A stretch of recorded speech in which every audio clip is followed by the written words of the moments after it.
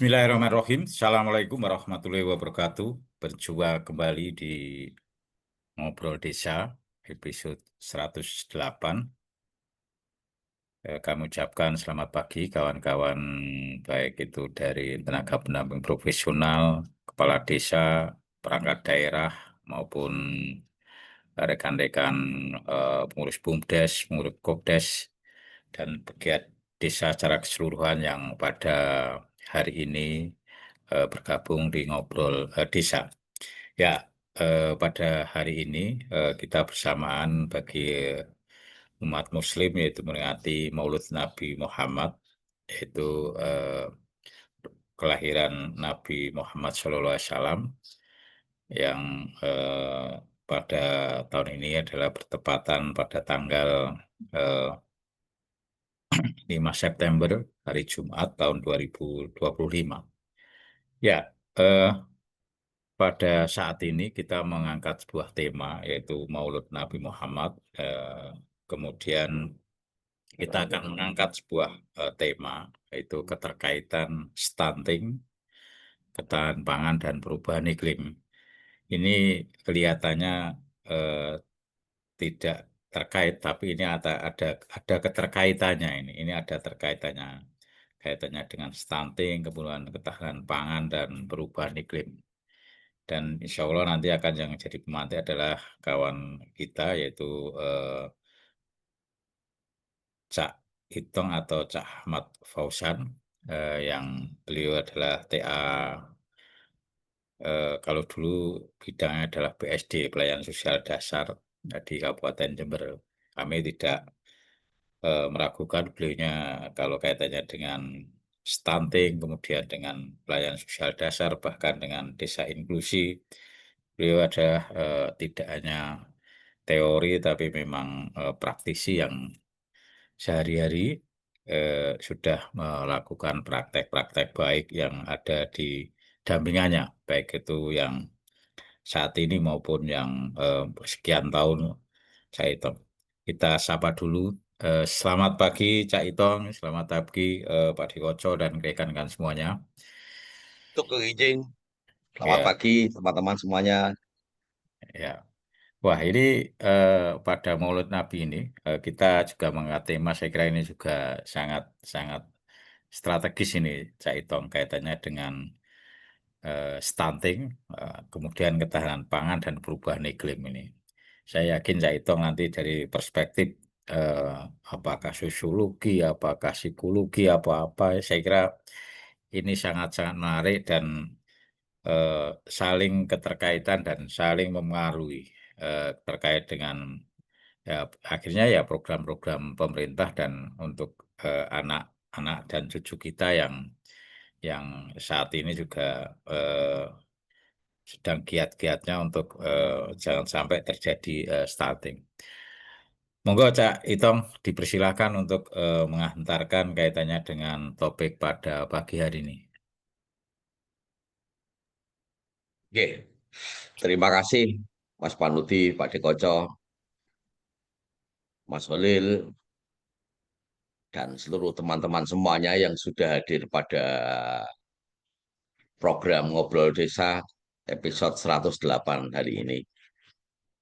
Memang apa hari ini dinyatakan oleh pemerintah itu sebagai hari libur ya. Hari libur dalam rangka memperingati Maulid Nabi Muhammad Shallallahu Alaihi Wasallam. Dan karena libur sehingga mungkin teman-teman yang berpartisipasi atau yang mengikuti acara ini juga tidak seperti biasanya, tapi mudah-mudahan nanti dalam perjalanannya sampai jam 7.30 banyak kawan-kawan yang ikut bergabung. Iya, Mas Paluti. Jadi tadi malam ketika Pak Dekoco mengajak untuk menemukan topik hari ini, saya spontan saja sebetulnya menyampaikan Maulid Nabi, stunting, ketahanan pangan, dan perubahan iklim. Ya. Spontanitas saya karena kemarin itu perpekan ya dalam kultur Jawa teman-teman yang ada di luar Jawa. Dalam kultur Jawa itu kemarin tuh ada istilah perpekan. Perpekan memang apa biasanya dipergunakan istilah itu dipergunakan untuk hari-hari keagamaan yang lebih besar gitu ya, seperti Idul Fitri, Idul Adha begitu ya. Tapi ada beberapa masyarakat di Jawa itu yang menyatakan kemarin itu juga perpekan gitu ya. Jadi perpekan ini adalah hari di mana ya hari terakhir untuk mempersiapkan segala sesuatunya dalam rangka memperingati. Jadi kalau kalau di pemerintah desa mau menggelar sesuatu, entah itu musyawarah desa atau apa begitu, maka kemarin itu persiapannya gitu ya, maka persiapannya. Nah, eh, sehingga ya ramai sekali dinamikanya, ramai karena hari Maulid Nabi biasanya itu kan persiapan-persiapan yang dicari oleh masyarakat itu kan tidak jauh dari urusan daharan atau makanan, makanan. Karena Maulid Nabi identik dengan seperti sedekah bumi begitu ya, seperti sedekah bumi. Jadi membeli buah-buahan, jadi buah-buahan yang di pinggir jalan itu volumenya sejak hari Selasa itu sudah mulai ditambahi sehingga banyak orang yang kemudian membeli buah-buahan di beberapa tempat-tempat yang yang strategis begitu. Nah, lalu selain membeli buah-buahan, beberapa masyarakat ada yang kemudian menambahi dengan membeli daging dan lauk pauk lainnya tadi malam karena tadi malam itu pas peringatannya. Kalau di masyarakat Jawa di surau-surau gitu, surau-surau musola masih ada hadroan itu.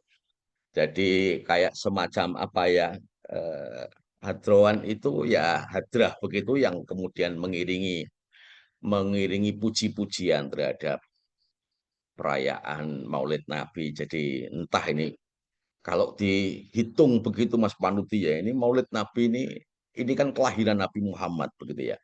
Kelahiran Nabi Muhammad, entah ini kelahiran yang keberapa gitu. Tapi ada yang cerita menarik Mas Panuti dari kisah-kisah Maulid Nabi yang tadi malam itu diselenggarakan satu ritual puji-pujian untuk kemudian mengucapkan rasa syukur gitu ya. Ada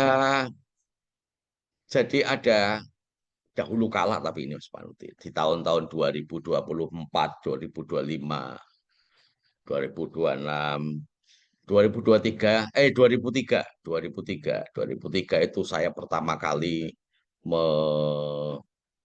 apa secara bersama teman-teman termasuk ya semuanya adalah kawan-kawan aktivis begitu ya membuat program gitu ya program mandiri eh, yang bergerak di bidang pendidikan anak dan anak-anak di daerah perkebunan itu kan banyak yang banyak yang drop out sekolah zaman dahulu itu. Dan 2023 itu banyak yang drop out karena tidak mampu membayar SPP, rapot ditahan kalau kenaikan. Nah, sehingga mereka ya tidak melanjutkan sekolah. Mereka membantu orang tuanya di perkebunan atau kemudian ngarit, nyabit di sawah begitu. Nah, pada konteks Maulid Nabi, mereka sama seperti sampai dengan saat ini. Itu memang kebetulan karena kultur Madura ya, kultur Madura. Kebetulan kalau merayakan sesuatu yang berkaitan dengan keagamaan Islam mereka sangat sangat wah, wah ya, sangat mewah maksud saya, mewah. Jadi meskipun mereka miskin, meskipun mereka dililit oleh kurang gizi. Jadi anak-anak yang kami dampingi kebetulan kalau diilustrasikan gitu Mas Panudi, eh, matanya itu di pinggir-pinggir itu merah, pinggir-pinggir mata itu merah, lalu sampai sini sampai di sudut, lalu kemudian dia pilek terus gitu ya, pilek terus, lalu kemudian di sudut bibir sini nih, kalau orang Jawa bilang memprengen gitu Mas Panuti. Kang Aib, wah ini ada Kang Aib dari dari Kementerian Kemiskinan. Nah, memprengen, memprengen. Jadi rambutnya memerah, rambutnya merah Mas Panuti. Jadi nggak usah disemir sudah merah mereka. Nah, ternyata itu menjadi satu tanda-tanda dalam fisikal gitu ya, yang kemudian bisa kita sebut gizi buruk dan kurang gizi ya, kurang gizi lah, kurang gizi. Jadi kami baru tahu kalau ternyata kondisi anak-anak itu kurang gizi itu sudah lama Mas. Apa itu setelah kami berinteraksi lama karena ada kawan juga yang aktivis dokter nih Mas Manuti. Dokter yang aktivis jadi dokter kemudian bermain-main ke situ. Dia cerita, wah Pak Itong itu anak-anak itu tampaknya ada masalah dengan gizinya. Masa iya? Akhirnya diperiksa begitu. Dan ada satu peristiwa yang kemudian menghenyakkan kami semuanya. Peristiwa ini diawali dari seorang anak namanya Sony. Dia dari keluarga sangat miskin. Lalu kemudian si Sony ini mengalami sakit demam Oke. yang berkelanjutan ya. Demamnya berkelanjutan sampai kemudian dia eh, harus kami bawa ke puskesmas untuk diagnosa, kemudian dirujuk di rumah sakit. Dan di sana dinyatakan dia itu mengalami satu penyakit yang sangat akut. Anak ini sebetulnya gesit sekali Mas Panuti ketika masih sekolah. Lalu kemudian beberapa fasilitas dan sebagainya kesehatan karena saat itu masih layanan rumah sakit itu masih apa ya masih sangat tidak berpihak bagi keluarga miskin. Akhirnya ya setiap kami besok itu harus aksi dulu Mas Wanuti. Setiap kami besok itu kami bawa kawan-kawan banyak anak-anak kecil banyak kami bawa ke. Nah ini karena apa? Karena ya memang harus kemudian banyak tuntutan biaya yang saat itu tidak tercover BPJS macam-macam lah, macam-macam. Nah, berangkat dari sini Mas Panuti ternyata ada kisah yang kemudian memutus kehidupan dia. Lalu pendek cerita, beberapa kemudian dia lumpuh, lumpuh tapi kaku tubuhnya dan kemudian meninggal dunia. Nah, dari sini kemudian eh, ada cerita yang kemudian pada saat Maulid Nabi itu saya suka bergurau kan dengan anak-anak ini, anak-anak dampingan. Eh, bapakmu usianya berapa? Enggak tahu, toh. Tak tahu, Pak Itong gitu ya. Bahasa Madura, tak tahu. Wah, Mbak berapa usianya? Kamu berapa usianya? Tak tahu kiang kok gitu ya. Saya nggak tahu juga gitu. Dalam gurauan saya itu saya sampaikan begini. Kalau tidak tahu usia bapakmu, usiamu, usia ibumu, kenapa kamu memperingati ikut-ikutan memperingati Maulid Nabi begitu ya. Nah, ini yang kemudian apa? Ya, saya bilang dogma itu kan sangat kuat sekali gitu ya. Dogma sangat kuat sekali di masyarakat. Sampai kemudian tidak tidak tahu latar belakang sesuatu yang harus yang sedang kita lakukan. Nah, ini ternyata banyak dialami oleh keluarga-keluarga miskin begitu ya. Keluarga-keluarga miskin. Sudah miskin, pendidikannya rendah, tetapi ketika ada kegiatan-kegiatan keagamaan, mereka ternyata berupaya, berupaya untuk tidak jauh, meskipun di bawahnya, tidak jauh dari tetangga-tetangganya. Itu sampai kemudian tradisi ini dibawa pada eh, satu peringatan hari besar keagamaan yang bernama Idul Adha. Itu kalau di depan rumahnya tidak banyak kertas karena berhasil membakar mercon, maka dia ya disebut biasa-biasa saja, tidak dipandang gitu ya.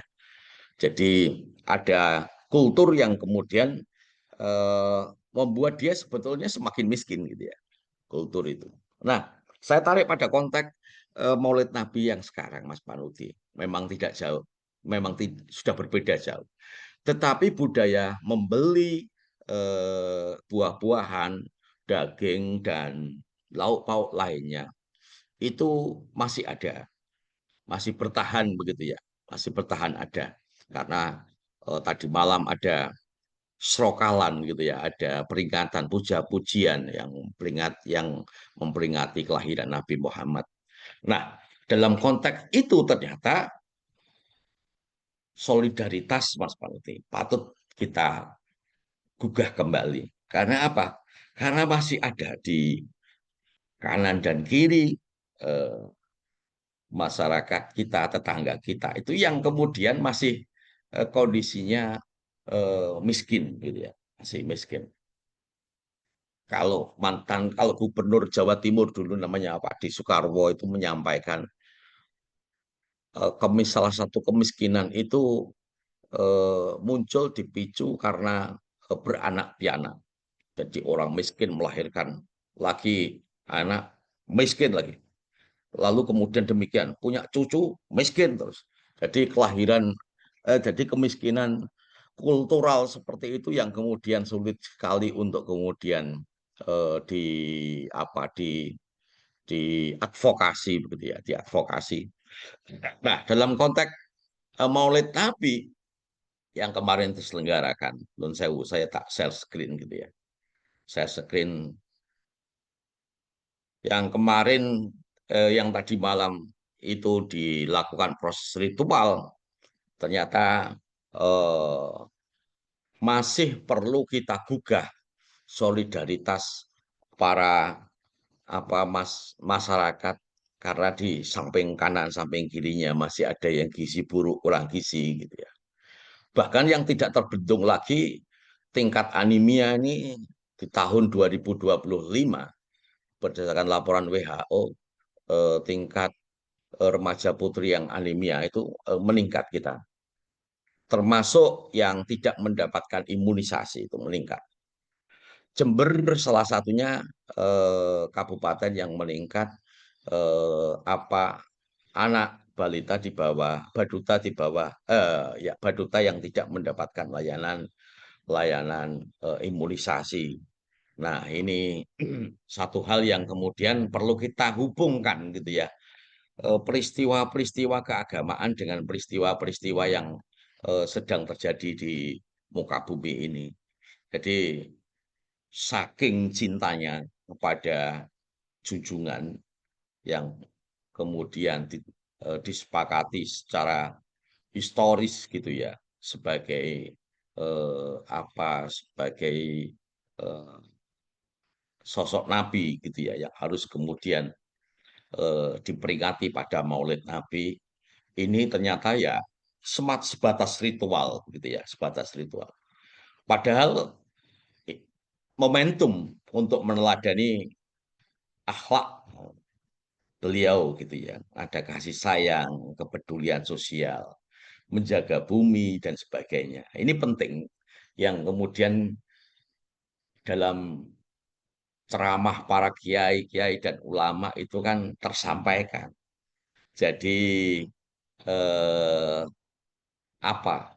Jadi tidak sekedar berbicara agama itu kan tidak sekedar berbicara tentang neraka dan surga begitu ya menurut saya, tapi berbicara tentang proses menuju ke sana ini paling menjadi bagian penting sehingga urusan kesehatan pangan dan kehidupan yang berkelanjutan itu juga eh, sebetulnya nilai-nilai yang sudah ada begitu ya.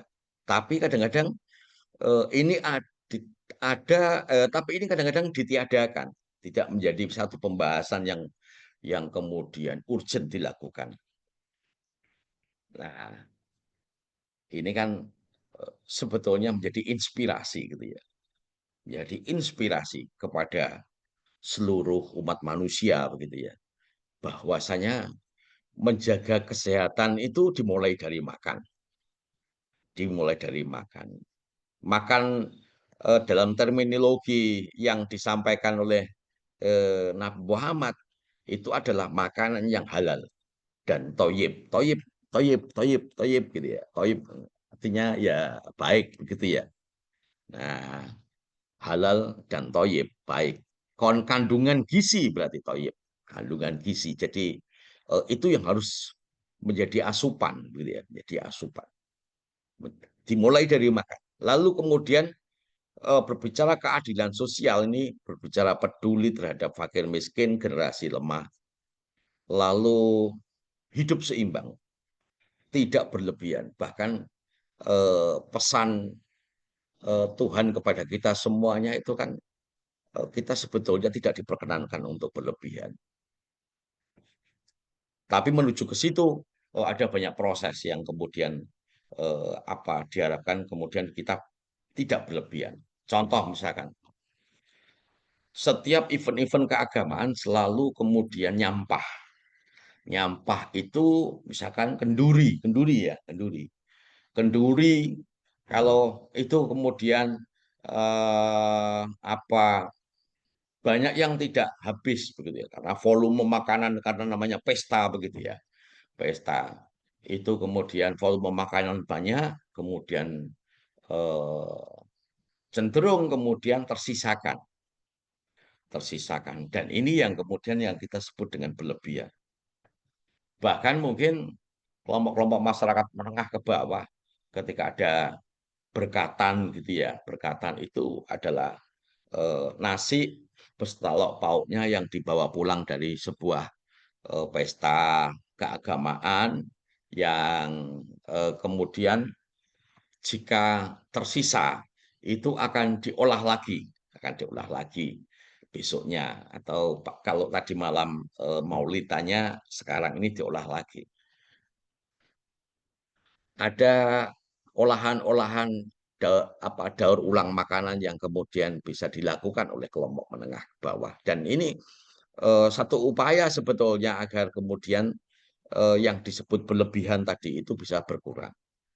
Nah, dalam konteks stunting ini sebetulnya sangat berkorelasi bahwa tradisi-tradisi keagamaan yang kemudian dibawa dalam bentuk eh, apa pesta sebagai wujud rasa syukur, ternyata ada segmen masyarakat lainnya yang sedang mengalami gangguan pertumbuhan akibat gizi buruk yang kronis.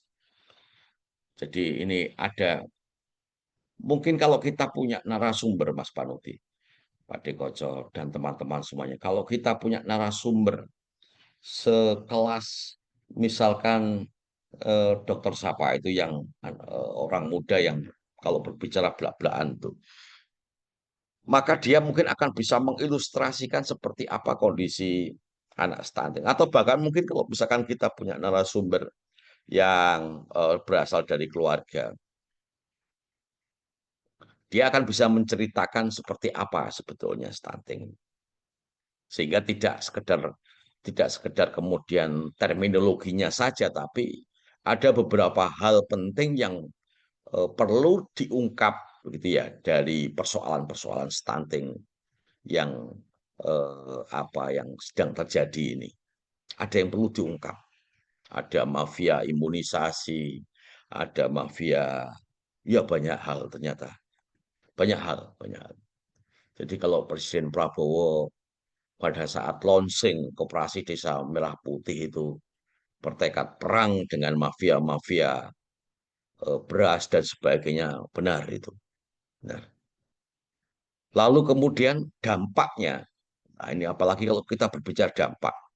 Jadi kalau misalkan kita punya anak, sekarang ini sudah berada di usia 3 tahun, itu sebetulnya tahun pertama itu sebetulnya menjadi tahun pertama dia sedang kena dampak usia 3 tahun terus karena eh, masa untuk kemudian melakukan proses apa proses perbaikan terhadap status gizinya itu sebetulnya hanya di 1000 HPK dan dalam hitungan yang sangat mudah sekali ya sampai dengan di bawah 2 tahun.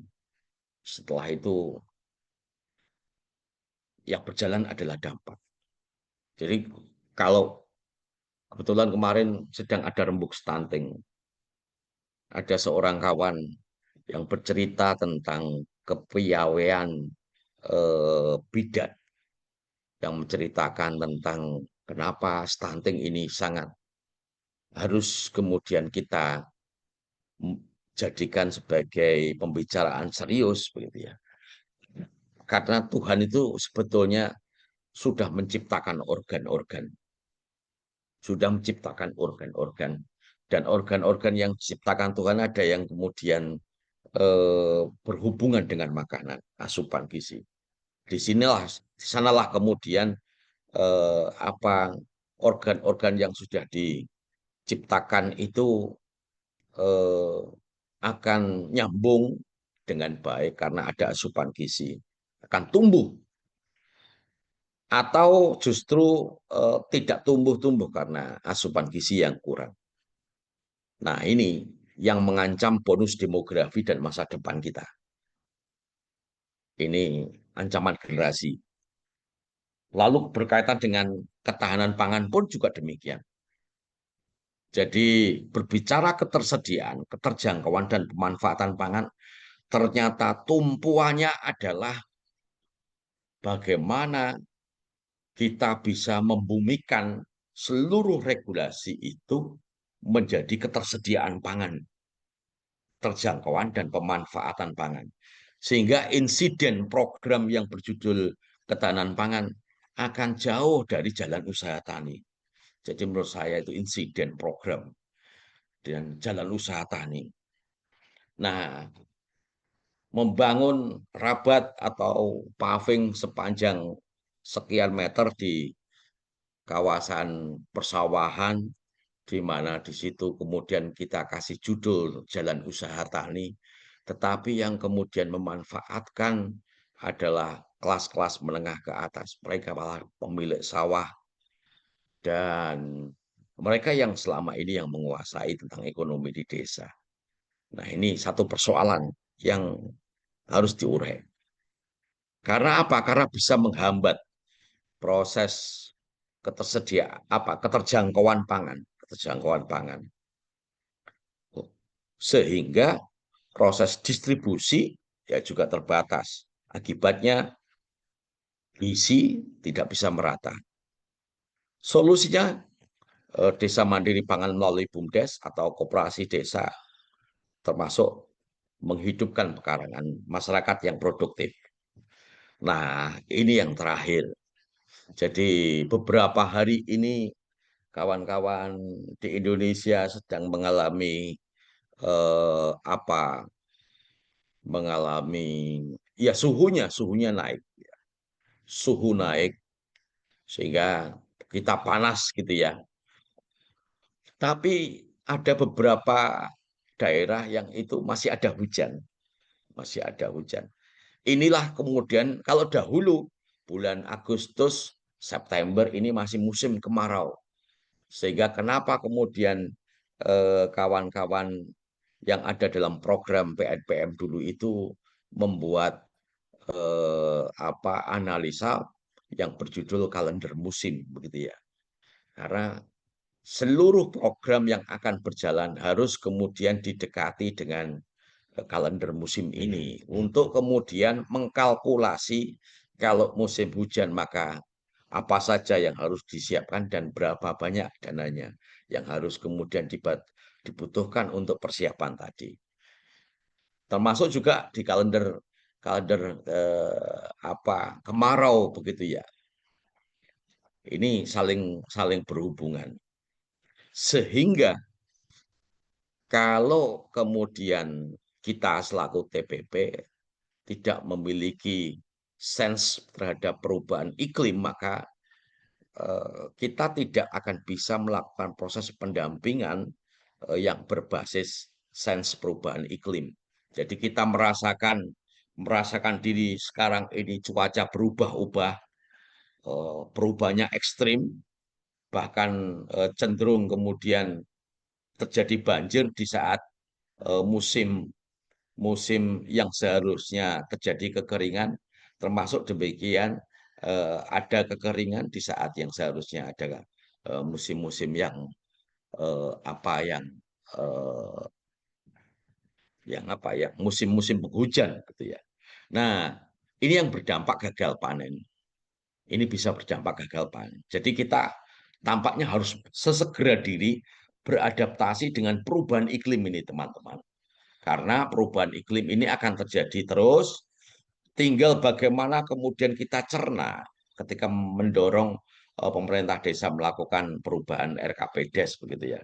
Kita cerna dalam bentuk kegiatan-kegiatan yang sangat mendukung adaptasi masyarakat terhadap perubahan iklim. Karena apa? Karena sangat berdampak. Produksi pertanian, perikanan, bahkan nelayan pun sudah terdampak. Lalu dampaknya harganya naik karena barang yang diproduksi sangat sedikit.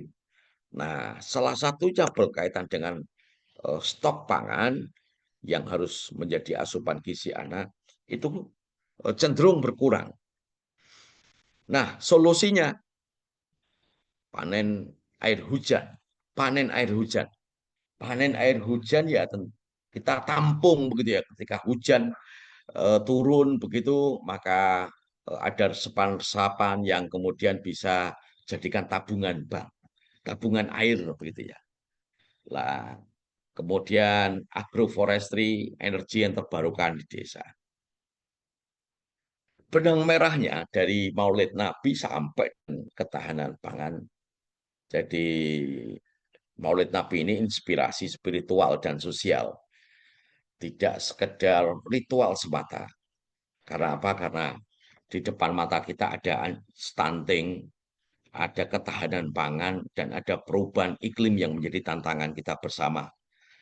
Itu yang kemudian perlu yang bisa saya sampaikan untuk memantik diskusi kita di pagi hari ini. Begitu Mas Panuti, saya kembalikan.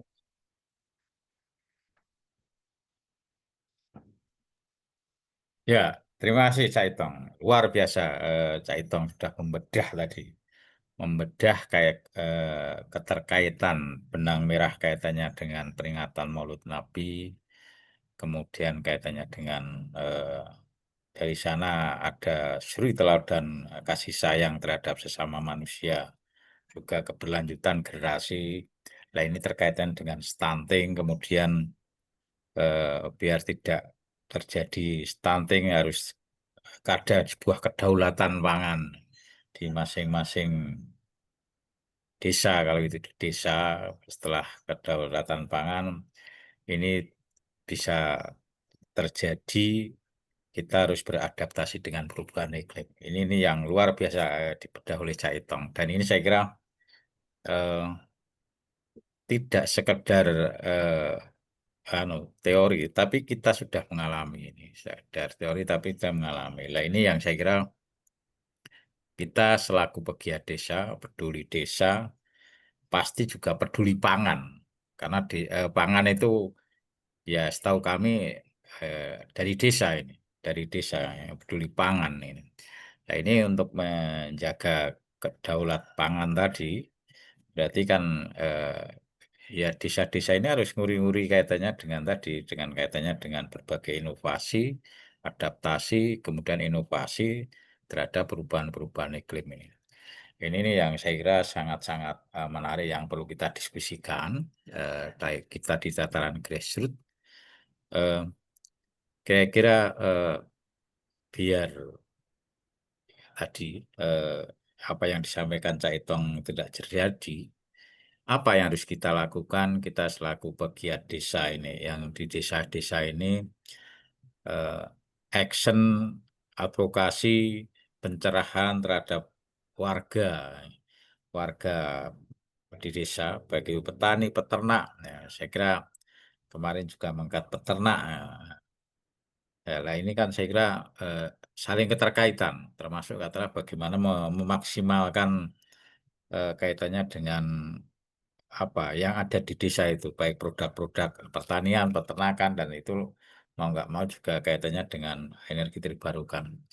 Monggo rekan-rekan yang pengen ikut berbicara, menyampaikan pendapat, sebelum pada rekan-rekan, ini ada eh, apa itu Pak Dikoco selaku Ketua RPDN, saya kira juga eh, apa komentarnya kaitannya dengan apa yang disampaikan Cak Itong ini. Saya kira ini sangat-sangat menarik untuk dibicarakan kemudian sebagai bahan untuk pencerahan kita di tingkat lapangan. Monggo, Pak Dikoco. Oke, terima kasih Mas Panudi. Ini apa ya, memancing topik yang menurut saya ini sebenarnya kita sedang secara tidak langsung kita sedang menggugat tradisi atau menggugat apa ya, satu realitas lapangan yang apa yang sebenarnya dilakukan itu sebenarnya pengkhianatan menurut saya.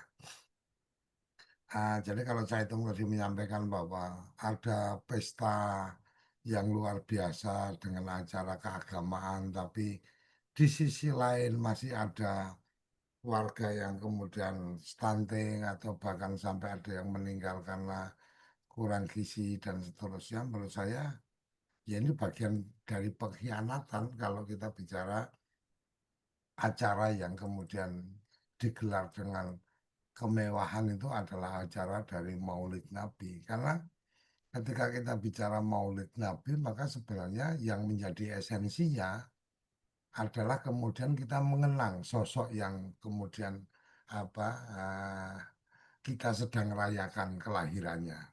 Kan kira-kira seperti itu. Nah, kalau kita mengenang dari Nabi, maka Nabi besar Muhammad Sallallahu Alaihi Wasallam pernah menyampaikan tentang bagaimana kita itu tidaklah menjadi orang-orang yang beriman ketika kemudian tetangga kita sedang kelaparan. Jadi itu di salah satu hadis riwayat dari apa yang ada itu menyebutkan bahwa tidak beriman seorang yang kenyang sementara tetangganya lapar di sampingnya. Ini satu dosa besar dan ini satu ibarat kata ya satu kampung itu mendapatkan dosa yang berjamaah dengan mungkin yang lebih punya dosa paling berat adalah tetangganya. Kira-kira seperti itu. Nah, kalau kemudian membuat satu perayaan Maulid tapi kemudian masih kita temukan ada anak-anak yang kurang gizi, ada bahkan mungkin ada yang sampai mati meninggal karena kelaparan. Ya ini udah ya pengkhianatan terhadap Nabi gitu loh. Nggak main-main ini. Artinya ketika kemudian mengadakan pesta Maulid, kemudian makanan sampai sisa-sisa, kemudian terbuang jadi banyak sampah, sementara masih ada orang yang kelaparan, sementara kemudian masyarakat dibebani dengan beriur untuk mendatangkan ustadz yang yang ustadz nasional atau tokoh-tokoh yang kemudian harus dibayar dengan harga yang cukup mahal gitu kan. Kemudian bahkan mungkin si ustadz atau juru dakwah yang datang itu diperlakukan selayaknya seorang raja gitu kan. Mau masuk di ruangan transit aja dijaga oleh kawan-kawan yang apa berbaju pengamanan khusus dan seterusnya. Ini kemudian orang-orang miskin itu, orang-orang yang kelaparan itu saling berebut menjabat tangannya untuk mencium tangannya sementara dia lapar gitu loh. dia miskin. Ini udah apa ya, pengkhianatan yang luar biasa menurut saya. Jadi menjadi menarik adalah sejauh mana kawan-kawan yang kemudian menjadi panitia, sejauh mana kawan-kawan majelis taklim apa dari masjidnya, kemudian sejauh mana teman-teman dari perangkat desa ini memahami betul bahwa apa yang sedang dilakukan itu sebenarnya adalah satu kesalahan besar. Nah, ini yang mungkin menjadi catatan menarik dari peran tenaga pendamping profesional memberikan pemahaman kepada para tokoh dan seterusnya ini tentang bagaimana kemudian jangan hanya mengajarkan bahwa masyarakat itu harus nerimo atau harus menerima kenyataan, harus bersabar dan seterusnya. Sementara kemudian apa yang dilakukan oleh apa eh, para tokoh ini secara tidak langsung sebenarnya dia sedang mengambil hak-hak warga. Kenapa saya katakan mengambil hak warga? Anda membuat pesta maulid yang luar biasa. Kemudian makanannya berlimpah hanya saat itu saja. Tapi kemudian ada yang, apalagi tadi seperti yang Caitong tadi sampaikan, menjadi satu tradisi. Kalau halamannya itu nggak kotor nggak kotor karena pesta mercon gitu, Pak, atau pesta kembang api, maka kemudian itu akan menjadi standar ukuran sosial bahwa ya kamu itu orang miskin. Orang kemarin Maulid aja kamu nggak menyalakan mercon satupun umpamanya. Atau kemudian semakin menguatkan orang-orang untuk kemudian memberikan kelas-kelas sosial dengan tanda-tanda kemewahan. Nah, ini yang mungkin menjadi bagian menarik yang bisa didiskusikan. Saya nggak tahu ini apa yang sedang terjadi, tapi memang ya betul saya merasakan ketika kemudian ya karena alasan kita sedang memperingati kelahiran Nabi, maka kemudian menutup jalan seenaknya mengganggu orang yang kemudian harus beraktivitas. Ini kan ya satu kesombongan, satu keangkuhan bahwa karena kita sedang ada acara ya kamu yang maklum dong. Nah, sementara Nabi tidak pernah mengajarkan hal yang seperti itu. Nabi bahkan siap untuk lapar, ya kan, daripada melihat umatnya itu kelaparan. Nah, ketika kemudian pesta Maulid dilakukan dengan mewah-mewahan, sementara masih ada anak yang di pojok itu dengan memegang perutnya dengan yang tadi Caitong sampaikan dengan di ujung matanya ada merah-merahnya, tanda-tanda dia itu kekurangan gizi. Nabi nggak akan pernah tega melakukan itu, melakukan pesta dengan melihat ada orang miskin yang kelaparan. Nah, ini mungkin catatan menarik mungkin pancingan Caitong jadi gara-gara Caitong mengangkat ini saya jadi kemudian melihat ya ini realitasnya membuat acara itu lebih dalam konteks tradisi tapi tidak paham esensi. Ini bagian yang menjadi penting menurut saya. Jadi sama seperti umpama nih teman-teman ya, teman-teman umpama saya saya sempat mendapatkan satu peringatan atau saran dari almarhum bapak saya tentang bagaimana kita melakukan acara itu Kak, harus paham maknanya. Jadi kalau Mas Panudi mungkin di wilayah Solo ya, kan ada istilah ngapati ya, masuk bulan keempat. Kemudian kita hanya sekedar mengundang tetangga makan enak, kemudian membuat tradisi karena istri kita sedang hamil gitu kan, ada tradisi ngapati.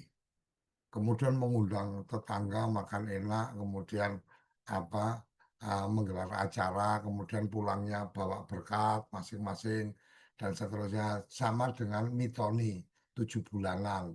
Bagaimana kemudian tradisinya harus istri kita ganti baju berapa kali, kemudian belum pecah telur, kemudian kita harus motong cengkir dan seterusnya.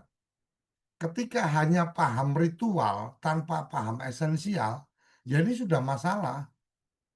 Kenapa? Karena ternyata ada makna yang dalam dalam acara-acara itu. Mana ada yang dalam dari acara ngapati umpamanya. Ternyata ngapati itu adalah kehamilan istri kita yang 3 bulan masuk bulan keempat, makanya disebut ngapati. Kenapa ngapati? Karena ternyata ada satu dalam salah satu ayat disampaikan bahwa akan ditiupkan ruh di hari ke-100. Artinya hari ke-100 itu kan kalau 3 bulan 90 hari. Berarti hari ke-100 itu di bulan keempat. Apa yang ada di dalam perut istri kita itu yang tadinya gumpalan darah itu kemudian akan ada ruh, akan ditiupkan nyawa.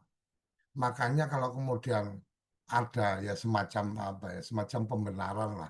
Kalau menggugurkan kandungan sebelum 4 bulan itu ya masih fine fine aja, artinya belum ada nyawa di dalamnya. Tapi kalau sudah 4 bulan berarti kamu sedang melakukan pembunuhan.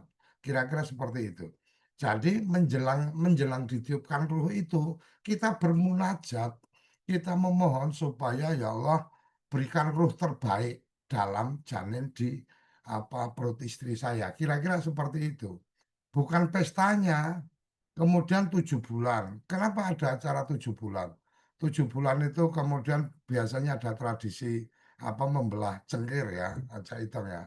Jadi sebenarnya harus dimaknai paham betul kamu melakukan acara 7 bulan itu keperluannya apa. Cengkir itu bahasa isyarat atau bahasa pertanda bahwa cengkir itu kalau di bahasa Jawa adalah kencenging pikir. Kencenging pikir itu kekuatan tekad gitu loh. Nah, inilah yang bagian-bagian yang kemudian kadang kita nggak paham esensinya, hanya paham ritualnya aja. Oh, harus ini, harus begini. Tapi esensinya apa? Ketika tradisi-tradisi yang lain dan seterusnya banyak sekali yang kadang kita nggak paham dengan apa yang sedang dipesankan di sana. Sama dengan Maulid. Maulid ini kan agendanya adalah memperingati kelahiran Nabi.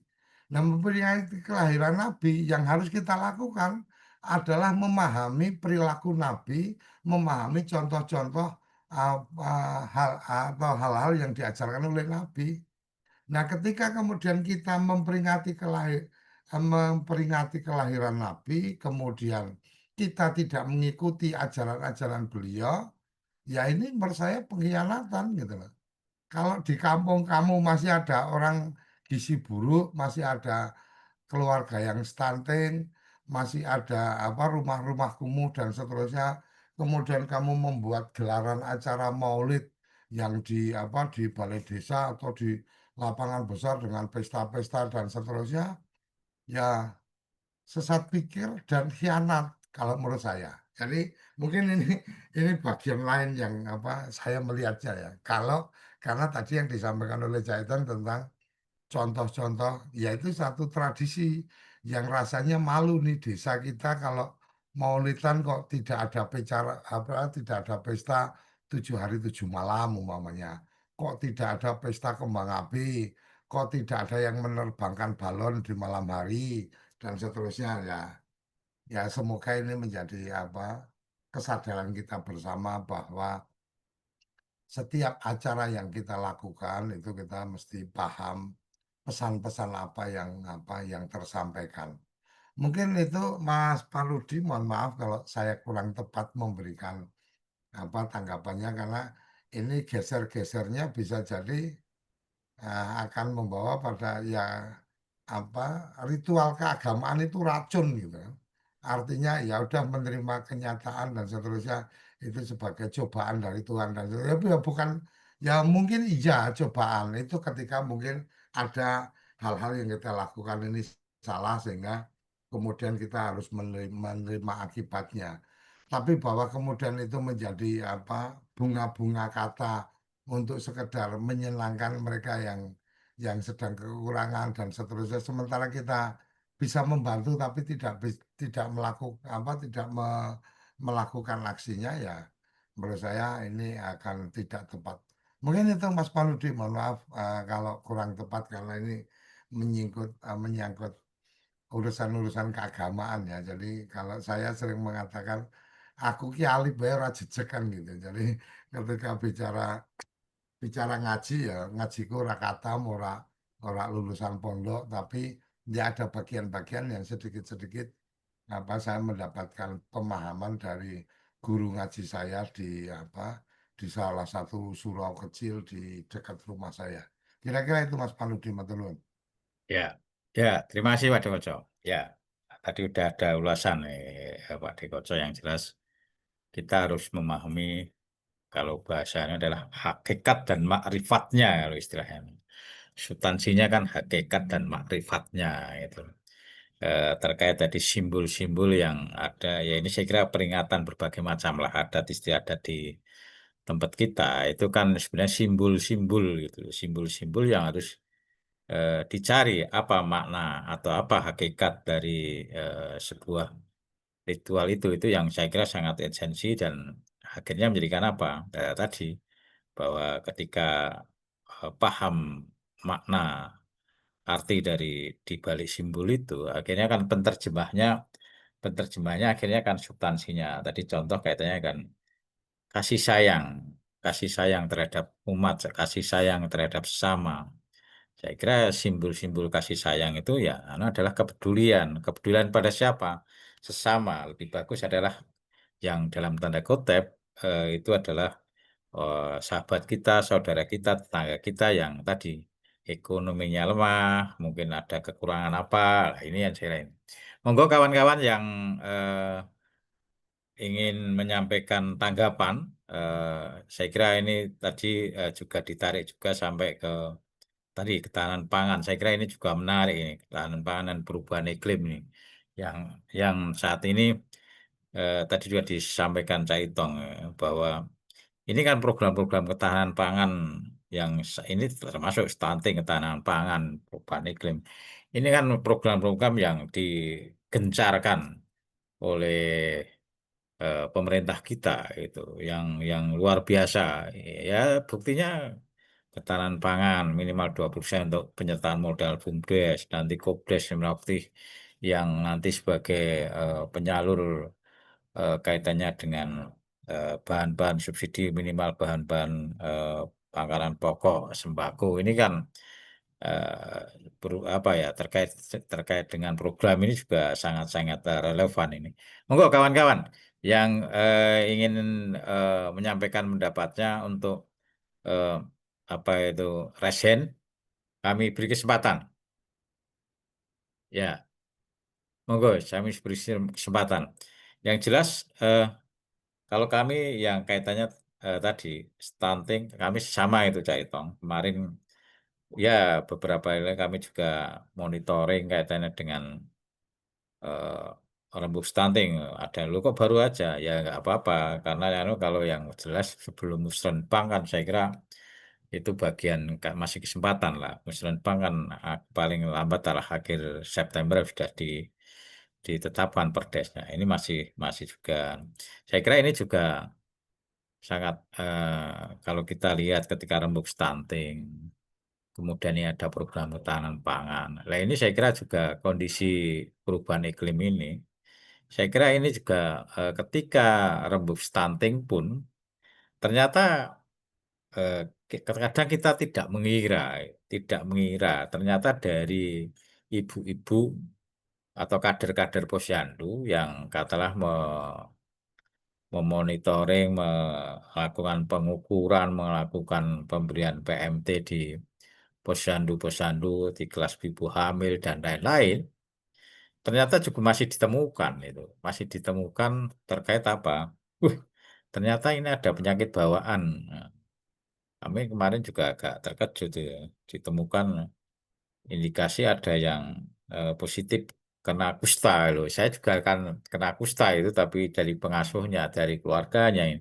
Ini kan saya juga terperanjak gitu. Akhirnya kan ini harus serius ditangani karena ini kan penyakit menular. Ini harus ditangani serius ini. Ini kan kadang tidak ketahuan. Tahunya setelah rembuk stunting. Kami pun juga ternyata ini cukup serius ini. Itu serius. Ini harus clear karena apa? Jangan sampai nanti juga karena kaitannya dengan kusta itu kan apa itu mudah mudah menular gitu, mudah menular. Ini jangan sampai nanti juga eh, merasa nanti tersinggung ketika ada apa ya, eh, apa pengucilan atau apa. Ini kan harus dilangani serius bagaimana biar satu kaitannya dengan eh, yang menderita penyakit itu segera ditindaklanjuti, kemudian kaitannya dengan mungkin pengasuhannya mungkin sementara. Itu kan ini nih yang harus ini contoh-contoh yang sangat-sangat konkret, ketika tanpa lewat proses itu mungkin saya pribadi mungkin nggak tahu, atau mungkin warga warga mungkin desa itu nggak tahu. Nah, ini akhirnya kan mengenyakkan kita, dan kami serius itu. Ini harus harus dari pihak-pihak terkait, khususnya dari kesehatan itu. Baik kesehatan ini harus harus ada langkah yang konkret ini.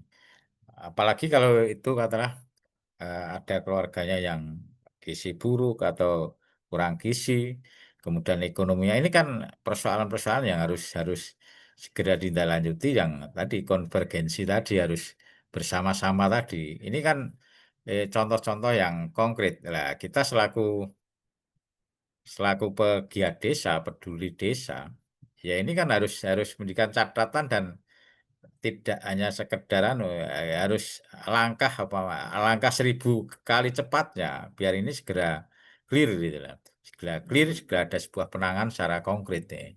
Ini contoh-contoh yang ketika apa, mengawal mengawal proses-proses tahapan, dan itu terkaitan ya.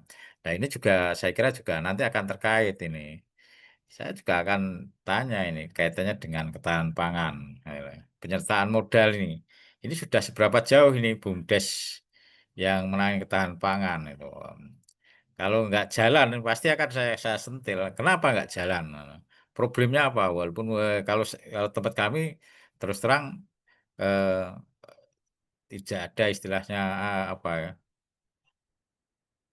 apa itu yang terkait dengan penyertaan modal itu ya, yang kemarin dimasukkan dari kawan waktu diangkat, bahwa kaitannya BUMDes belum belum berbadan hukum, tidak ya, masukan-masukan dari kawan-kawan itu kami tindak lanjuti.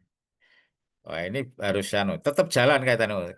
Kemudian ada antisipasi, ada surat menyurat kaitannya ke kementerian kan, ya akhirnya kami ikuti. Karena apa? Kami juga mengantisipasi dari situlah kaitannya. Biar katakanlah tadi ketahanan pangan tidak hanya ansih, eh, apa itu istilahnya, tidak ansih kaitannya dengan eh, formalitas gitu loh. Tapi substansi kaitannya ketahanan pangan itu jalan, tapi juga kaitannya dengan legal formalitas kita juga antisipasi gitu loh.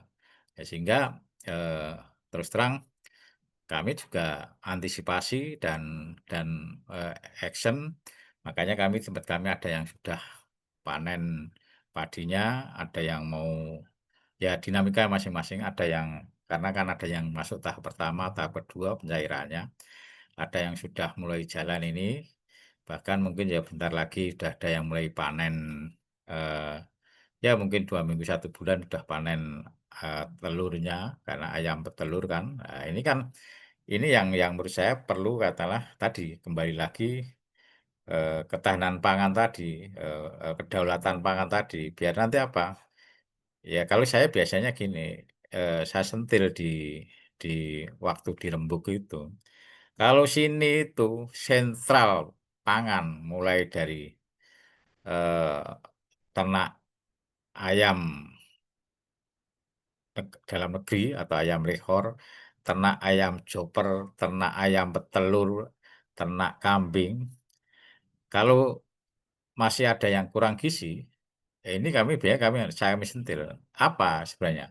PM itu jalan. Nah, kita cari akar persoalannya. Ini kan kadang ironis kan. Nah, akhirnya apa? Akhirnya mereka, oh ini pola asuh. Iya, kita pola asuh makanya ya harus kita cari sampai ke sana itu. Nah, di samping tadi kaitannya dengan perubahan iklim ya menyesuaikan kondisi ini menyesuaikan beradaptasi tadi. Kira-kira apa kalau tanam itu tanam yang tahan tahan perubahan iklim ketika ini tadi ketika kekeringan itu bibit yang paling bagus seperti apa. Lah seperti ini. Ini saya kira yang action kita yang di lapangan itu ya seperti itu. Eh, kita memang eh, nggak apa-apa. Biasanya kami minta waktu yang paling akhir. Paling akhir kenapa? Sudah presentasi, sudah diskusi lah. Kami juga biasanya kami tidak tidak. Oh ini TPP harus harus harus segalanya enggak. Justru kami banyak belajar dari kader-kader. Contoh konkret ya tadi, contoh konkret yang kaitannya dengan bagaimana ketika anak masih tadi di bawah 2 tahun karena ibunya atau orang tuanya itu kondisi ekonomi kan harus kerja kerja karena mungkin di pabrik atau di perusahaan atau apa. Kemudian ini dititipkan oleh mbahnya atau neneknya. Ya kalau nenek ini mesti kasih sayangnya luar biasa, tapi kadang-kadang nggak pas. Lah ini bagaimana? Ini seorang kader itu.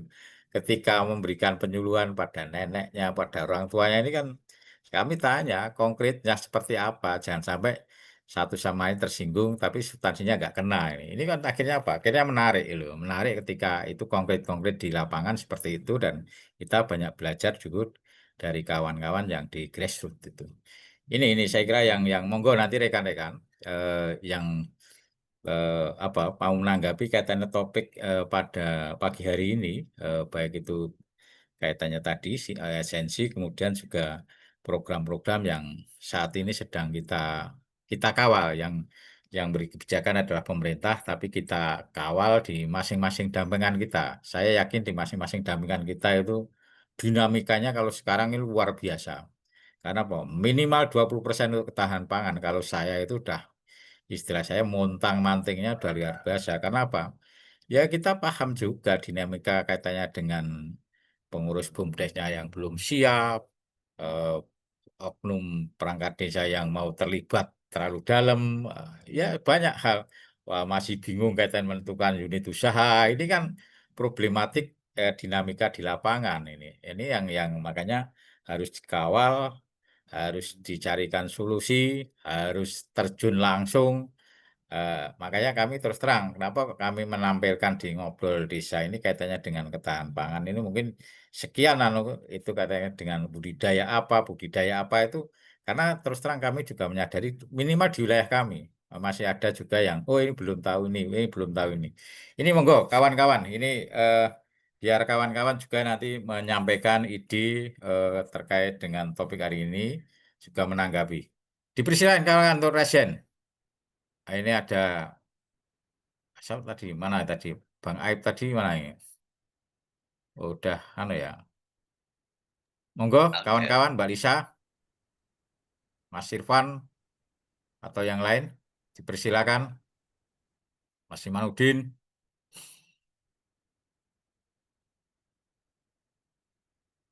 Mas Tatang atau Bang Alder Wetsen. Ini biasanya dari Korkap mana ini? Monggo, Bang. Tadi kayaknya ada. Ya, izin. Monggo. Ya, monggo. Sam- Tadi sempat Ya. putus ya. Hanya sempat mengikuti sedikit pencerahan dari Pak Koco. Minimal ya dapat pemaknaan arti sesungguhnya perayaan Natal, perayaan Hari Raya Maulid itu sendiri. Eh, Terlepas dari konteks materi kita, tapi ini tetap punya substansi. Saya sedikit tergelitik setelah dipahamkan sedikit tentang apa memaknai arti sebuah perayaan atau tadi disampaikan bahwa tradisi tidak pada esensinya. Memang kalau dihubungkan dengan judul kita hari ini, saya juga sedikit tergelitik, Pak Panudi. Ketika ini sudah masuk pada bulan berakhiran Ber, maka kita orang-orang Kristen, umat Kristiani sudah mau mengingat perayaan lagi hari Natal. Memang sedikit pelajaran besar bagi kita, khususnya secara pribadi, ketika Pak Koco tadi memberikan sedikit pemahaman bagaimana tradisi kalau tidak pada esensinya. Saya juga teringat perayaan hari Natal kita. Artinya bahwa di sana masih ada saudara-saudara kita yang membutuhkan. Kenapa kita harus merayakan begitu meriah tanpa memperdulikan sesama kita atau tanpa memperdulikan lingkungan di sekitar kita? Ya, terlepas dari konteks pemahaman ini, kembali ke rujukan judul besar kita ini ya, terkait dengan diskusi kita hari ini tentang ketahanan pangan. Kan begitu Pak ya? Pak Sukodo, Pak. Nah, kalau menurut kita, bagaimana sebetulnya ketahanan pangan itu harus menyentuh sampai pada masyarakat yang sangat membutuhkan. Nah, ini menjadi peran kita. Karena pemahaman hari ini, pemahaman hari ini yang lagi tren di lapangan terkait dengan pemanfaatan dana desa, ini kan desa kita ini kan hari ini merasa sedikit mengalami kemerdekaan. Saya menggarisbawahi kata kemerdekaan. Karena memang dari dulu memang ibaratnya kalau secara demografis kita di Kabupaten Kepulauan Talaut ini memang daerah paling jauh dari jangkauan perkotaan. Bahkan mendengar sedikit pun arti dari sebuah kata bantuan, sungguh sangat sebuah kemerdekaan. Jika itu sampai kepada mereka. Mengindikasikan bahwa begitu jauhnya sentuhan, kata sentuhan, begitu jauhnya sentuhan ini sampai kepada mereka. Nah, kita pun itu merasakan. Kita sampai merasakan itu. Kita flashback sebentar. Ketika kita diperhadapkan dengan satu program yang namanya program PNPM dulu, tidak gampang antusias masyarakat terkait dengan partisipasinya. Begitu masuk dengan dana desa, sama antusiasnya di awal. Tetapi begitu di akhir, mengalami sedikit penurunan tingkat partisipasinya. Saya tidak mengutak-atik hal partisipatif, tetapi bagaimana substansi daripada anggaran itu masuk terhadap satu program prioritas yang harus kita jabarkan. Sedikit mengalami penurunan. Ketika sentuhan-sentuhan bantuan ini, anggaran ini, memang ketahanan pangan. Tetapi lebih dominan di situ adalah bagaimana menjawab implementasi program yang dijabarkan melalui, ya, digarisbawahi lagi, ini kementerian kita. Bahwa segala sesuatunya itu harus terkonsentrasi dengan apa yang dipesankan oleh regulasi.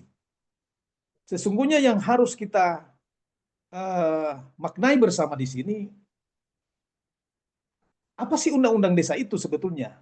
Sehingga kita sedikit agak longgar, agak leluasa untuk mempresentasikan undang-undang desa itu adalah sebuah kemerdekaan berdesa dalam bernegara. Dalam kedaulatannya, masyarakat menentukan nasibnya sendiri dalam pengertian batasan negara kesatuan. Tidak boleh lepas dari konteks aturan bernegara di desa. Desa mencoba untuk meramu usulan-usulan yang bersentuhan dengan mereka. Tetapi ada tekanan-tekanan yang datang juga dari pihak pemerintah. Sebetulnya bukan karena persoalan aturan yang dari pusat itu terlalu menekankan kata prioritas, yang justru di bawahnya, pemerintah di bawahnya, bukan sebuah dukungan untuk mempertegas, tetapi malah menajamkan program mereka untuk dilaksanakan. Nah, ini seperti tadi, tradisi tidak pada esensinya. Substansi undang-undang yang pada substansinya tidak lagi sesampaian. Karena masyarakat maunya ketahanan pangan, saya harus membangun yang dibilang di situ desa tematik, misalnya membangun rica, karena potensinya memang itu. Tetapi tiba-tiba muncul usulan baru, tekanan baru dari aras pemerintah, di atasnya supradesa, kabupaten biasanya itu. Desa tematik desa ini harus berkebun padi. Padahal di situ tidak ada potensi air. Kita hanya mengunggulkan padi ladang kan tidak mungkin. Tidak hujan setiap saat. Nah, sungguh sangat mulia sebetulnya bantuan ini, anggaran dana desa ini, dan program pemerintah ini, walaupun memang sifatnya dipaksakan kita, karena itu salah satu metode yang harus dilakukan oleh pemerintah adalah kepada masyarakat untuk meningkatkan kualitas hidup. Tapi memang dukungan pemerintah kabupaten juga memang kadang membenturkan regulasi di atasnya dengan masyarakat. Tapi terlepas persoalan itu, terkait dengan ketahanan pangan, pada akhirnya metode yang dijabarkan di sini adalah bukan karena persoalan desa tematiknya, tetapi di mana yang jadi kebutuhan prioritas pemenuhan kebutuhan masing-masing masyarakat, itu yang harus kita jabarkan. Karena satu, bicara soal ketahanan pangan, berarti lumbung pangan desa. Minimal pemenuhan kebutuhan makan minum masyarakat itu tidak habis. Kata tidak habis berarti ada cadangan-cadangan ke depannya. Ngapain kita berbicara lebih besar, harus dikelola melalui BUMDes. Memang benar, ujung-ujungnya harus dikelola oleh BUMDes untuk memperkuat ekonomi desa. Jika pemenuhan kebutuhan pribadi masyarakat ini tidak terpenuhi, nah itu makanya awalnya kita harus mendaratkan pemahaman, kita harus berkebun, jangan kita kehabisan makanan, jangan kita kehabisan pangan. Nah, ketika masyarakat kuat, statusnya kita naikkan satu level. Karena kita kebutuhan kita sudah terpenuhi, bagaimana kita mau lakukan secara bersamaan, berkelompok. Nah, kalau ini tidak jalan, pemahaman ini tidak jalan, mereka berpikir, ngapain kita membuat yang besar-besar sementara pribadiku yang belum terpenuhi. Nah, ini mungkin tergantung situasi dan kondisi kewilayahan.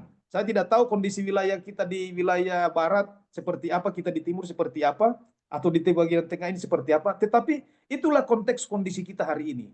Nah, sehingga hari ini lebih pendaratan pemahaman pada bagaimana anggaran itu termanfaatkan untuk pemenuhan kebutuhan terkait pemenuhan ketahanan pangan, terkait kebutuhan warga masyarakat dulu, agar tidak kelaparan.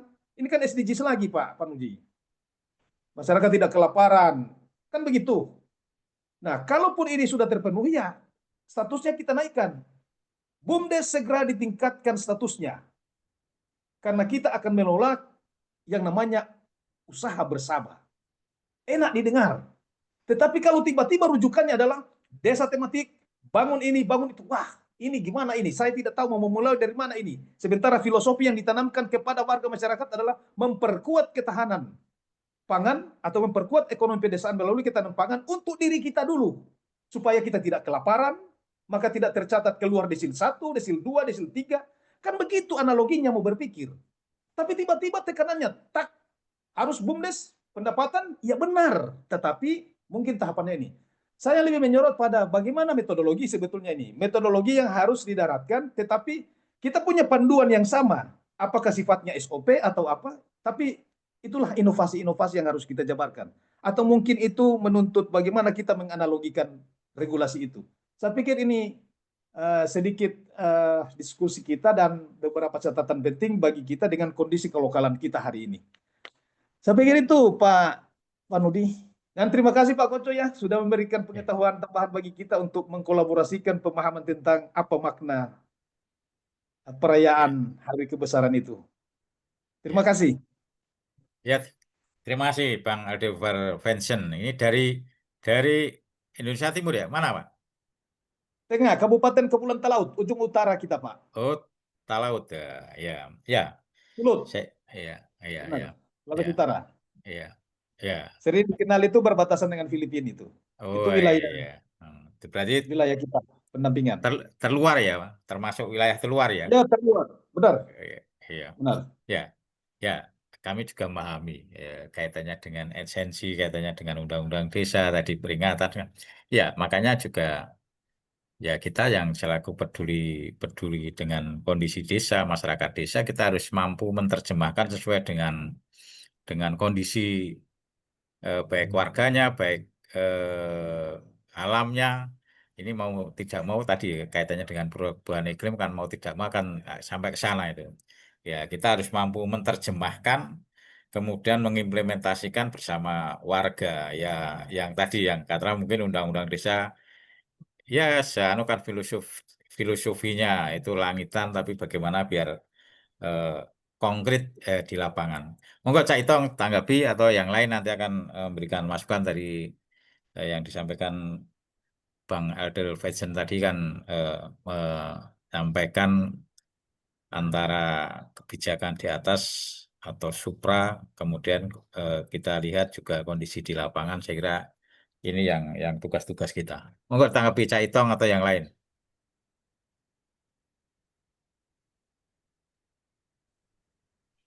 Iya, eh, jadi berbicara tentang ketahanan pangan ini sangat berkorelasi dengan kondisi kondisi sosial begitu ya. Kondisi sosial karena ketersediaan pangan itu kan salah satunya untuk kebutuhan masyarakat ya. Masyarakat apalagi yang kemudian masyarakat tersebut adalah masyarakat yang eh, mengalami kerentanan. Nah, seperti yang disampaikan Bang Alder tadi, sebetulnya kalau kita tarik dalam konteks ketahanan pangan, Mas Panuti dan teman-teman semuanya, sebetulnya sejauh mana sih kalau misalkan kita pahami ketahanan pangan ini bentuk intervensi karena dia masuk dalam program nasional begitu ya. Sejauh mana sih kemudian kita mampu membaca itu tidak sekedar kemudian mandat, tetapi apa di balik mandat itu. Nah, di balik mandat itu tentu saja akan menjadi kelihatan kalau memang ketahanan pangan itu sangat bervisi. Jadi tidak sekedar kemudian menggugurkan satu kewajiban karena dia earmark gitu ya. Tetapi bagaimana kemudian eh, dari earmark ini berdampak pada ini pada masyarakat. Tentu saja ketahanan pangan ya tidak sekedar memproduksi begitu ya. Tidak sekedar memproduksi lalu kemudian tidak juga sekedar menjual begitu, pendistribusian. Tapi kemudian ada hal-hal yang sifatnya perlu untuk kemudian kita sentuh. Karena ketahanan pangan ini kan kalau kemudian didesain sebagai salah satu upaya untuk mencukupi ketersediaan pangan, maka ketersediaan pangan untuk siapa? Jangan-jangan ketersediaan pangan untuk kelas-kelas menengah ke atas begitu ya. Bahaya kalau itu kan.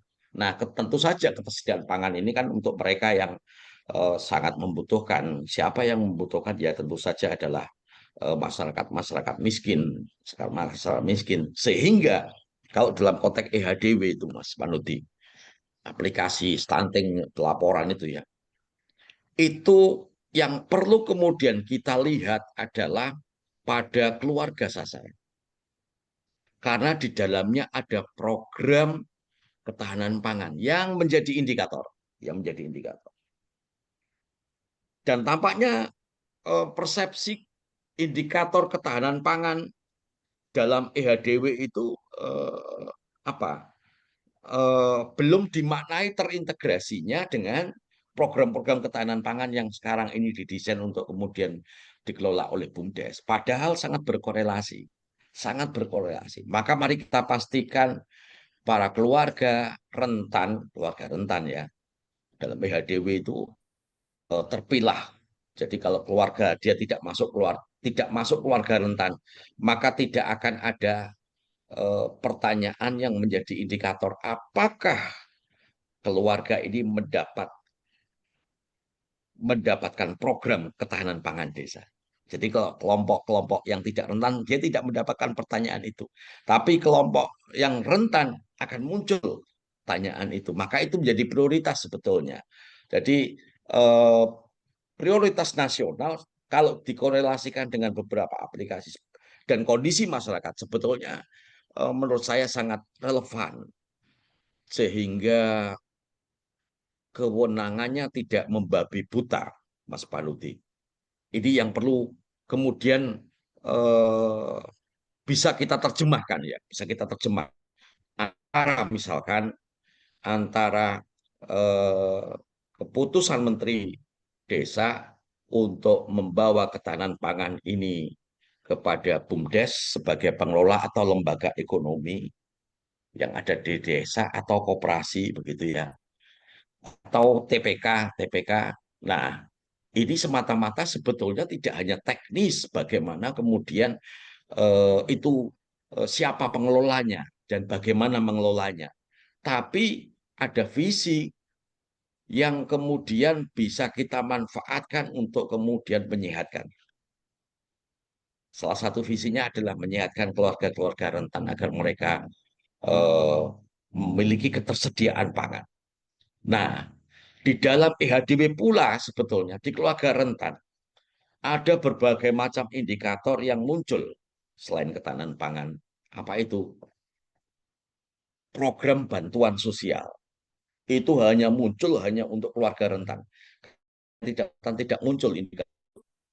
Nah, sejauh ini apa? Pertanyaannya adalah sejauh ini adalah apakah bantuan sosial pada keluarga rentan sudah mereka dapatkan? Bagi kelas menengah ke bawah, mereka bisa kemudian kita korelasikan dengan BLT desa atau program PKH atau program-program bantuan program-program sosial lainnya. Ini yang kemudian eh, menjadi terintegrasi. Jadi tidak sekedar kemudian EHDW itu berdiri sendiri, tapi ada elemen-elemen yang kemudian berada di mana-mana, termasuk di ketahanan pangan, termasuk di BLTDD. Ada satu usulan Mas Panuti yang muncul dalam rembuk stunting. Usulan ini tidak ada di dalam indikator, tidak ada. Tapi menjadi krusial untuk kemudian sesegera mungkin carikan solusinya. Apa? Jadi ada remaja putri, dia hidup miskin, dari keluarga miskin. Butuhkan muncul dalam rembuk stunting. Pembalut itu tidak menjadi indikator yang ada di dalam.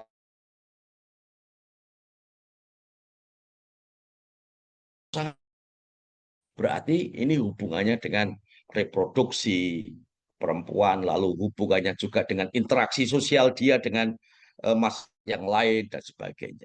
Lah ini Mas Panuti. Ini ya menjadi penting bahwasanya apa yang sampaikan Bang Alder tadi itu tentang apa kemerdekaan dan sebagainya ternyata juga masih ada, bukan tidak merdeka, tetapi ada beberapa masyarakat yang kemudian masyarakat miskin itu kan suaranya lirih, bahkan mungkin diam dia, tidak berani bersuara, sungkan bersuara. Kalau diundang dalam musdes, mungkin bisa kita lihat sampai di balai desa dicopot sandalnya, masuk di pendopo desa, dia ikuti dengan diam lalu pulang. Nah, suara-suara yang tidak tertangkap itu yang kemudian menjadi penting untuk kemudian teradvokasi. Sehingga program prioritas nasional berkaitan dengan ketahanan pangan sangat signifikan sekali sebetulnya, sangat signifikan sekali untuk kemudian mendorong agar ada ketersediaan pangan yang bisa kemudian diakses oleh masyarakat. Itu mungkin Mas Panuti tambahnya, Bang Alder. Ya, terima kasih Cak Itong. Ya, luar biasa tadi terkait dengan apa itu program ketahanan pangan.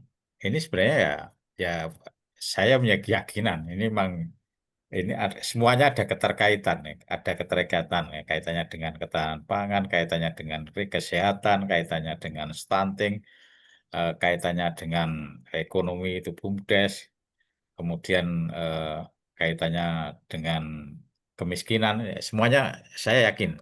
Kenapa? Ya, ketika pangan tidak ada, ya pasti semuanya akan pengaruh. Atau kata tidak daulat pangan tadi, pasti akan pengaruh. Nah, saya kira ini kan tadi udah tinggal kita menerjemahkan di apa ya, menerjemahkan di lapangan masing-masing, di daerah masing-masing. Ini kira-kira yang pas yang mana? Yang pas yang mana? Biar nanti katanya dengan substansi ketahanan pangan, kemudian substansi kaitannya dengan biar warga sehat, substansi biar warga tidak miskin. Itu nanti kan sampai sampai ke sana. Ya, ujung-ujung nanti kaitannya dengan ketahanan pangan atau daulat pangan ini. Ini yang menurut saya perlu perlu betul-betul menjadi perhatian kita, apalagi kita yang di lapangan, yang di grassroots. Ternyata juga banyak itu Cak Itong, banyak itu penerjemahan masing-masing pemerintah daerah dengan penyertaan modal 20% untuk ketahanan pangan itu ternyata tafsirnya banyak. Saya lihat di Jawa Tengah aja beberapa tafsir ya. Ya kami juga ya biar aja kalau kabupaten yang lain kami kan juga tidak tidak bisa ikut campur. Tapi yang jelas banyak tafsir dan akhirnya penerjemahannya juga berbeda. Hanya saja tadi substansi bahwa nanti akan menjadikan kedaulatan pangan itu yang menurut saya sangat-sangat vital. Saya yakin ada yang mungkin karena gara-gara tadi legal formal nggak ini tidak dianggarkan untuk penyertaan modal BUMDes. Bahkan mungkin bisa-bisa jadi silpa atau apa itu. Ada juga yang lain. Baik ketahanan pangan ternyata masih pemahamannya masih untuk sarana prasarananya untuk ketahanan pangan. Ya. Ini kan berbagai macam tafsir yang itu real di lapangan itu loh. Ini saya ya karena kami di tempat kami kabupaten kami satu persepsi dengan pemerintah daerah dan itu yang kita laksanakan ya udah kita laksanakan tapi substansi tadi tidak hilang tadi biar nanti jangan sampai orang yang eh, tidak terpenuhi pangannya tadi yang istilahnya rentan istilahnya Cak Itong itu justru nanti akan orang yang paling rentan itu yang nanti yang akan kena dampak secara langsung lah ini jangan sampai kalau itu terjadi ya kita kita semuanya gagal itu. Karena apa? Ya itu substansinya sampai ke sana kok gitu. Itu rekan-rekan. Kita sudah hampir di penghujung. Mungkin kawan-kawan yang masih ada eh, Pak apa Panudi, itu? sedikit tambah. Oke, monggo.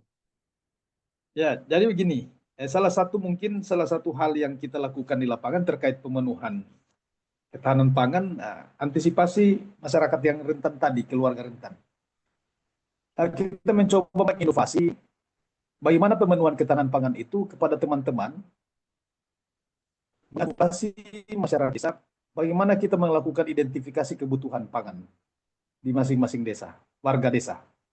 Jadi kita naik turun rumah bersama warga masyarakat karena mereka kan risih kalau mengikut rapat seperti yang disampaikan Mas Panudi tadi. Ya.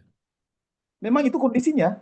Maka salah satu inovasi yang kita buat, teman-teman coba kita melakukan pendampingan kepada masyarakat bersama pemerintah desa, coba lakukan identifikasi kebutuhan. Apa yang menjadi kebutuhan mereka, mari kita giring mereka itu pada pemahaman pemenuhan. Tetapi kita menyiapkan anggaran dana desa untuk apa yang bisa kita lakukan. Jadi kalaupun memang dikejar dari sisi bagaimana mengelola secara kelembagaan melalui yang ujung-ujungnya kan ke BUMDes lagi, ini lebih besar saya bilang. Tapi tidak boleh melepaskan yang tadi, substansi tadi. Saya lebih cenderung membawa kepada hal bagaimana masyarakat mendapatkan sesuai dengan kebutuhan tanpa lepas daripada substansi atau esensi daripada program itu sendiri atau regulasi itu sendiri. Kita mencoba menginovasi untuk melakukan identifikasi sehingga di sini penerima ketahanan pangan itu bisa dikelola oleh keluarga masing-masing, tetapi dalam pengawasan. Jadi itu sudah berlangsung hampir 1-2 tahun. Kalaupun memang itu satu kesalahan vital, hospital yang kami fasilitasi itu memang siap dipertanggungjawabkan dengan kondisi yang ada. Dan secara regulasi pun kita siap untuk mempertanggungjawabkan itu. Nah, walhasil sampai hari ini kepuasannya kan mereka yang menerima. Dan salah satu kabupaten yang keluar dari tingkat kemiskinan yang tinggi itu kabupaten kita. Karena dari segi pemenuhan kebutuhan memang secara lokal ya tersedia, tetapi bagaimana kita memanfaatkan itu? Karena ini kan kemalasan satu. Nah, ini menghidupkan ini yang penting. Nah, saya pikir inovasi itu dilakukan seperti itu, Mas Panudi, kita. Saya tidak tahu seperti apa teman-teman lain, apakah memang eh, konteksnya memang penuh kepada regulasi atau ada hal yang lain karena contohnya ya misalnya seperti kalau ada arahan pemerintah harus dilakukan secara berkelompok, harus saya tidak tahu seperti apa, tetapi minimal di sini variasi, Pak. Di sini variasi. Ada yang desa-desa seperti itu, ada juga yang seperti itu. Saya pikir itu sedikit tambahan menjadi pembelajaran baru juga bagi kita. Apakah ini masuk atau tidak ya? Kita mencoba untuk menyampaikan itu. Makasih, Pak. Ya, ya terima kasih Bang Alder. Kami kami paham betul karena kami apalagi saya udah ya malang melintang waktu di Sumatera, ya di Papua pernah, di Sulawesi pernah, ya ketika di daerah-daerah desa tertinggal, saya paham betul itu. Sehingga inovasi ya tadi inovasi memang perlu karena tadi saya dengan kondisi tadi kondisi alam, kondisi apa itu kebiasaan warga dan kondisi sosialnya. Nah, ini saya kira no problem terkait dengan apa itu bagaimana menerjemahkan, tapi substansi tidak hilang, tidak meleset kaitannya itu dan ini sudah 1,5 jam. Kami beri kesempatan untuk Pak D. Koco untuk closing statement, kemudian nanti Cak Hitong. Monggo Pak D.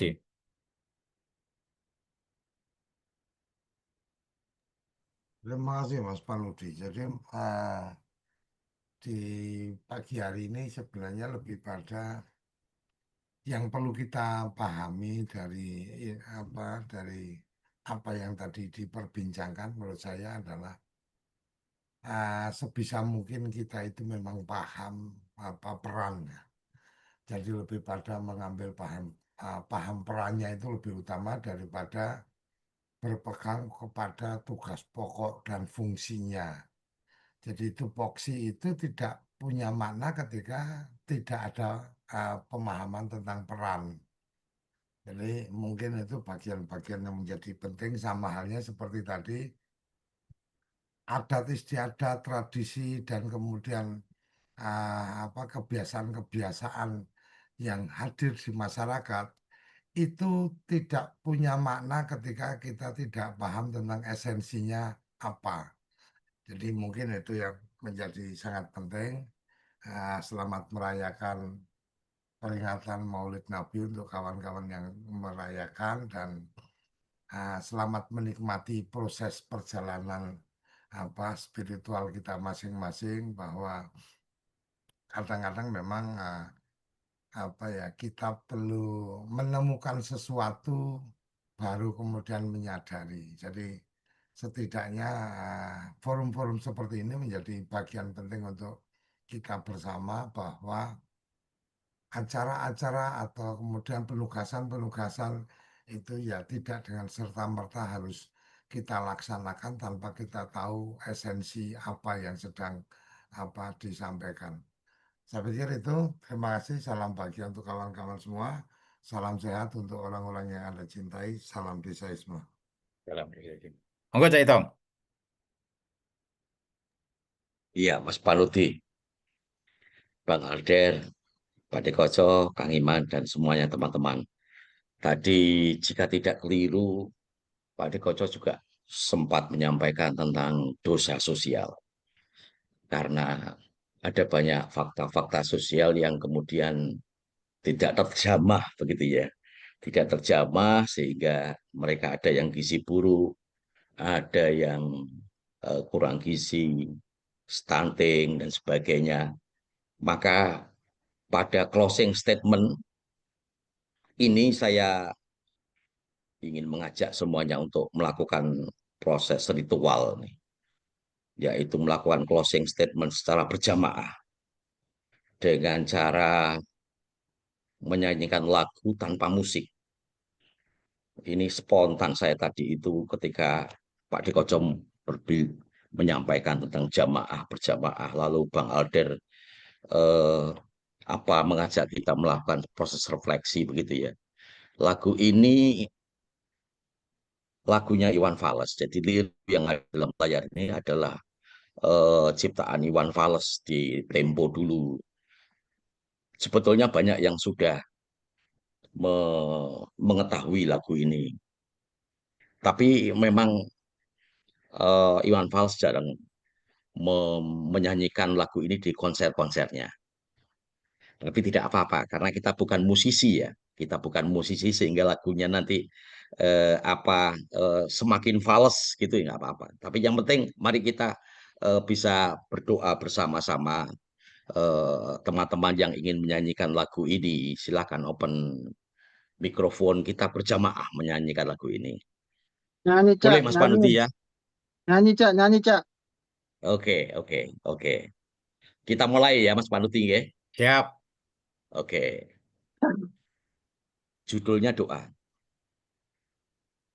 Berjamaah menyebut asma Allah, saling asah, saling asih, saling asuh, berdoa Allah sambil berusaha agar hidup jadi tak sia-sia. Badan sehat, jiwa sehat, hanya itu yang kami mau.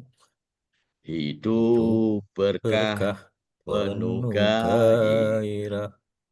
Mudah-mudahan Allah setuju. Inilah lagu pujian, nasihat dan pengharapan dari hati yang pernah mati. Ini hidup kembali. Salam Desaisme. Makasih Mas Panuti. Ya, terima kasih Caitong, Pak Dikoco, kawan-kawan semuanya yang pagi hari ini masih berkesempatan bergabung di Ngobrol Desa. Luar biasa saat-saat di liburan, namun spiritualnya tadi nuansa spiritualnya juga masih, dan kita juga masih ingat bahwa peran kita di masing-masing wilayah kita dan akhirnya mampu menerjemahkan tugas kita. Saya kira sudah di penghujung, kita akhiri. Guru Kalam, wassalamualaikum warahmatullahi wabarakatuh. Salam Desaisme.